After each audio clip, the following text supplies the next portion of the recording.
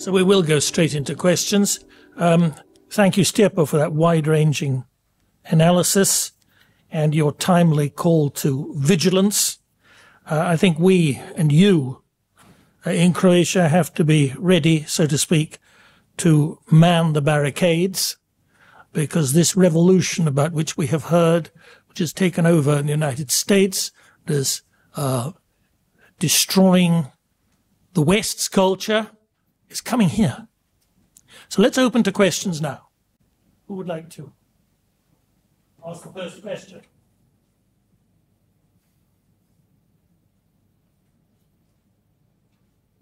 Mario. I'll start. Please. Is there a microphone or should I just speak loudly?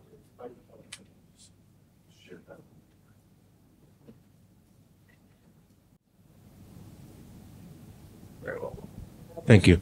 Excellent. Very stimulating. I was scribbling like mad. The question is, it seems to me, and I might be very mistaken, that a lot of these trends, these dangerous trends, these things that you've so carefully outlined for us, are coming to us, are coming to Europe, are being spread around the world, and have originated in the countries of the Anglosphere. And I think we all know that the UK and the United States are among the worst transgressors or culprits pushing this agenda, developing the theories that underlie the policy agenda, et cetera, et cetera, et cetera. So why do you think that is? Why there? Because the universities are so advanced? Is that why? And we were able to achieve these ideas well before other countries? Is there an easy explanation? Thank you. I think it's I'll try to do this reasonably short. I think it's actually a mix, right? So some of it's coming out, the Anglosphere and say the Anglosphere, the United States in some ways is more ahead. Canada even further ahead. So the Anglosphere, in one sense, it's coming out of the universities. It's coming out of the political correct movement. I guess I would say, at the same time, so let me say, I think this is speculation. I may change my mind later. But I think one of the things is, in the Anglosphere, we have generally been blessed with free speech. And free speech is something we've begun to take for granted. And so we're used to being able to say what we want, more or less. And so as these universities, this is where a lot of it started in the university. In fact, when I was in university, you could see some of this political correctness starting, but it was very much fringe. Now it's become increasingly so. In the universities, they have like this idea of safe spaces and you can't say certain things. And then, of course, that as talked about with Jordan Peterson, like the whole debate over whether you are forced to use mandated pronouns. I think there's a sense that we've taken free speech for granted. I think in Europe, especially in some countries where free speech was really forbidden for many years with the punishment of a gulag, there's a little bit more of a reticence to immediately go along. So I think that's just one reason. I think another reason perhaps in the Anglosphere has to do with the anthropologies. I think two things. I mean, Alexis de Tocqueville, when he wrote Democracy in America, said in some ways like the United States was the vanguard of liberty and democracy, not liberty necessarily, but democracy, and that it was going to be always kind of in the front of democracy. And I mentioned this very quickly in my talk, and it's a little complex, but Tocqueville said that the driving forces of democracy were individualism and egalitarianism, or radical equality. And radical equality leads to love of comfort, and individualism leads to turning oneself inside. And when you have these things, this leads to centralization. And so centralization leads to individualism, and individualism encourages centralization. And this creates a breakdown of family and church, etc. So you have heightened individualism in the United States with high levels of people, up to 40% not born into like nuclear family, right? So they're born out of wedlock, right? You have increasing numbers of divorce. Then you have propaganda instruments of the university. But second, you have individuals, as Ortega Gasset and many others have, Repke, others have mentioned, individuals are easily propagandized. And so you also have the the vanguard of digital technology with the alliance of big tech, say Google, for example, which is transhumanist. If you see their adherence to the Burning Man principles, you have this massive promotion of the ideas of transhumanism, of gender theory, and this becomes easily acceptable in in radically individual societies. In 2008, maybe Alex will remind you, most Americans thought that they did not support same-sex marriage. I think it was 2005 or 2008. 10 years later, it's completely normalized. Same thing with gender theory. So you're seeing a very rapid move. Now, so I think that's the practical element. And I know I'm not doing justice to your very good question, but you also are seeing it not simply coming out of the United States. You're also seeing it coming out of certain key European thinkers, especially the Frankfurt School Marxists like Adorno and Marcuse. Adorno said once, why should I take responsibility for life, for taking care of a woman that I once enjoyed the pleasure sleeping with? Okay. This radical, sexual revolution came out of the 60s. And you see this in Adorno and Marcuse. You see it in people like Foucault, in postmodernism. And I think connected to this question that Stephen mentioned of what Benedict XVI called the dictatorship of relativism. So, I mean, there's multiple layers of things going around. But I think it's probably on the vanguard, in Anglosphere, because as I said, we take free speech for granted. The radical propaganda of the tech companies, increasing individualism, and I think a very thin anthropology in the Anglosphere. So a French bishop said to me once, the two best American Catholic anthropologists, okay, are you ready? Dietrich von Hildebrand, who's German, and C.S. Lewis, who's not a Catholic.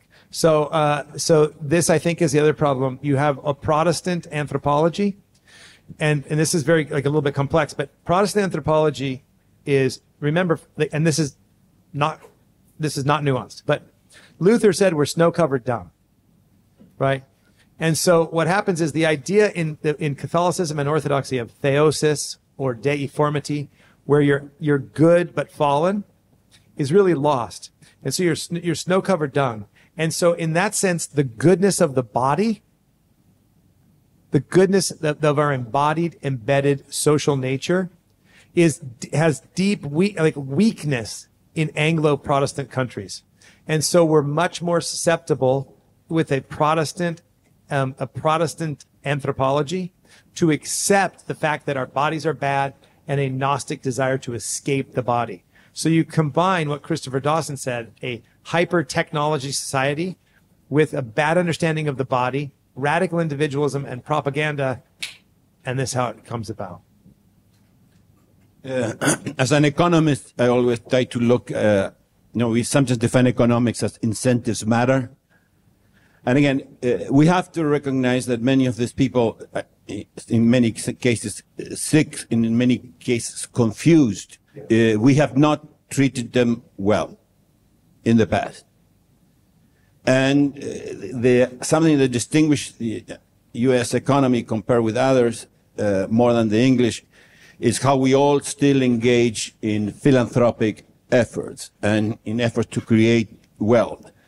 So there are enormous foundations headed, even some of free market, Singer, Peter Singer, the president, the chairman of the Manhattan Institute, started by Sir Anthony Fisher, correct? One of his sons is gay, and he thought it was an injustice, not being able to so-called marry. So he was one of the biggest funders of that. But there are many, many other of these foundations. Soros moved $18 billion in order to the United States to play the game of dark money, using money in a political way, that through the private sector that you don't have to disclose what you are doing, to push some of this agenda in the courts, in boardrooms. So I think the billions that go from the private sector, and the government sector to promote this agenda is incredible. Even during the Trump's time, If you wanted a contract with the National Endowment for Democracy, you had to sort of say that you had to privilege LGBT, not for Trump's fault. It's because the inertia of all the past contracts. So I would focus also on that. I cannot believe, that it is just because the U.S., the corporate world is totally tied to this. How they have captured the human relations departments of all the major corporations, people with this agenda, it's unbelievable, But again, they work very well at this. In Slovenia, I was speaking about Catholics in public life. Luckily, some people are responding. Leonard Leo, a wonderful lawyer who was vice chairman of the Federalist Society, received $1.6 billion from a businessman of Jewish origin to try to change this by fighting the battle in school boards, fighting the battle in boardrooms, all strategically, And so again, they have been more committed than we have been in defending what we think is truth.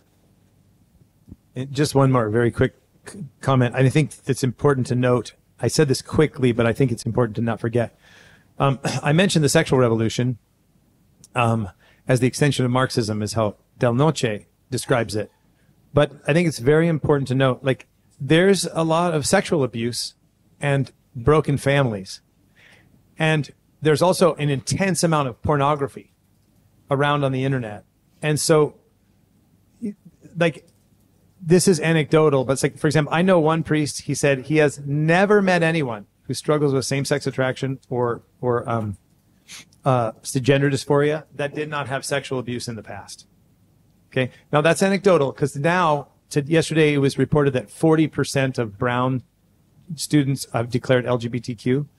I think there's also contagion, what the French philosopher René Girard calls an imitative desire. So there's contagion in that. But I think there's also sexual abuse and exposure to pornography. And so people have been harmed. And the identity element is really a problem, because if somebody's been abused and they're struggling then with trauma, to tell them that's your identity is actually to acquit, to make innocent the abuser who's at right, instead of saying, well, what happened? Let's work you through this trauma.